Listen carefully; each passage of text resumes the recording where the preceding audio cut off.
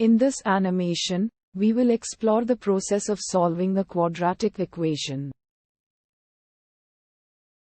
Let's consider the quadratic equation ax squared plus bx plus c equals 0. Multiply both sides by a. Divide each term by a. Move constant term to the other side. Add and subtract b to a squared to complete the square. Factor the perfect square trinomial. Combine the fractions on the right side.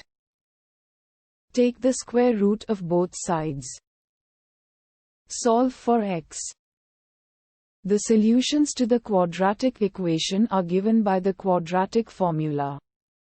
The roots of the quadratic equation are given by. I hope you found this animation helpful.